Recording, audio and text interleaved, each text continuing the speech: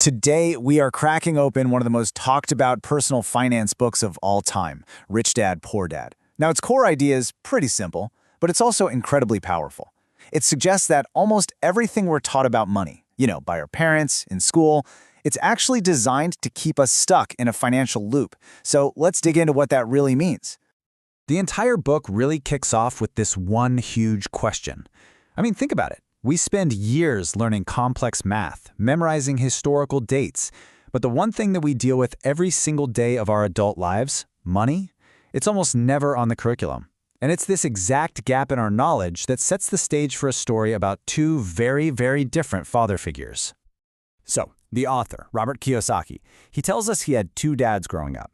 First, there's his actual father, who he calls his poor dad. This guy was brilliant, super educated, a top government official. He believed in the classic formula for success. But then there was his best friend's dad, his rich dad. He was a guy who never even finished 8th grade, but he was a street-smart entrepreneur who really truly understood how the game of money is played. And right here you can see their two worlds just colliding. Poor dad's advice is probably what sounds familiar to most of us, right?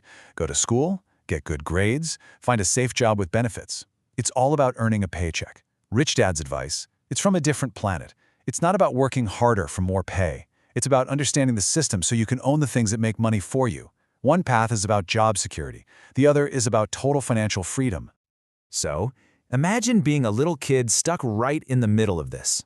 Do you listen to your dad, the super smart guy who is, constantly worried about bills? Or do you listen to this other guy, this mentor who might not have the fancy degrees, but is clearly winning the financial game?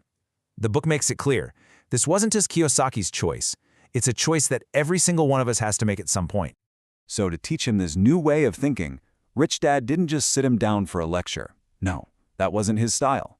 Instead, he gave him a practical lesson, one that started with what seemed like a really, really terrible job.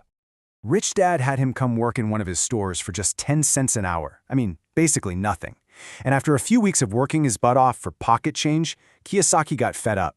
He was frustrated, he was angry, and he was ready to quit or demand a raise. And that was exactly what Rich Dad was hoping for. He wanted him to feel the sting of being trapped in a job, working for someone else's bottom line. And this was the punchline. This was the whole point of the exercise.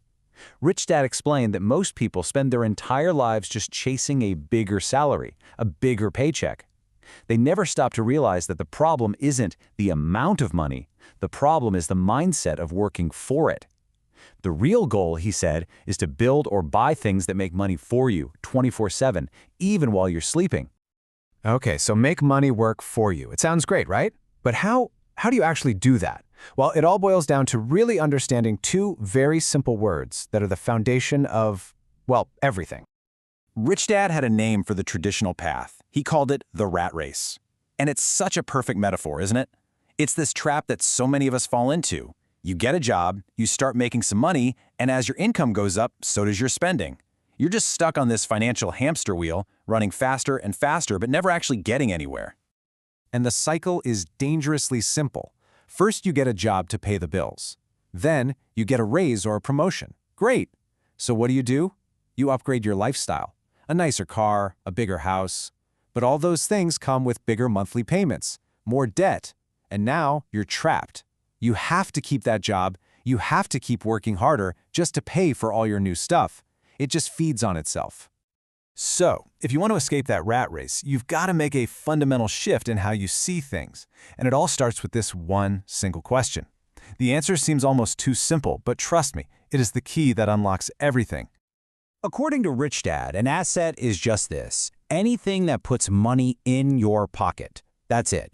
It's not about how fancy it is or what it's worth on paper. The only question that matters is, does it generate cash for you? It's like having a little money-making machine. And a liability? Well, you guessed it, it's the exact opposite. It's anything that takes money out of your pocket. It's a financial drain. This is the big secret. The rich spend their lives acquiring assets. The poor and the middle class, they spend their lives acquiring liabilities that they think are assets. Okay, let's look at some real examples. And we're going to start with the one that blows everyone's mind, your house, the one you live in. We're all taught that our home is our biggest asset, right? Well, Rich Dad says, no way. it's actually your biggest liability. Why? Because every single month it takes money out of your pocket for the mortgage, for taxes, for insurance, for repairs.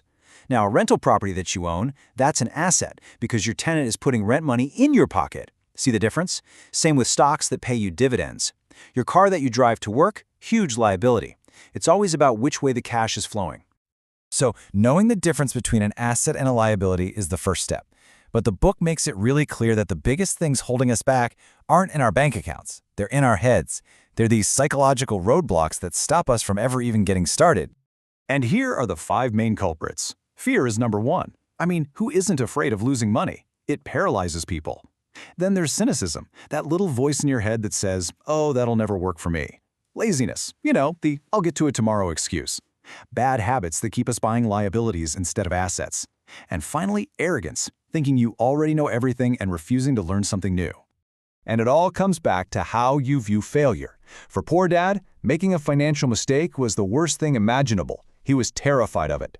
But Rich Dad? He saw losing money as just part of the game. It was a learning experience. For him, every dollar lost was like paying tuition for a priceless real-world lesson. So once you start to tackle those mental barriers, you can finally move from just thinking about it to actually doing something. And the book lays out a really clear, step-by-step game plan for how to build real wealth and finally get that freedom. Here's the roadmap. First, it's that mindset shift we've been talking about. Then, the golden rule: pay yourself first.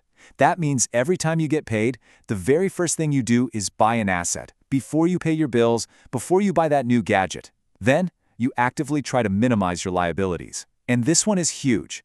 Choose jobs for what you'll learn, not just for what you'll earn. Get a job in sales or marketing. Learn skills that will help you build your own business someday. And finally, never, ever stop learning about money. And when we talk about assets, what are we actually talking about? Well, it could be stocks or mutual funds. It could be a rental property. It could be starting your own little side business. Or it could even be creating something, like writing a book or making an online course that pays you royalties for years to come. The point is, all of these things are designed to put money back into your pocket. And that really brings us to the final and maybe the most important question of all.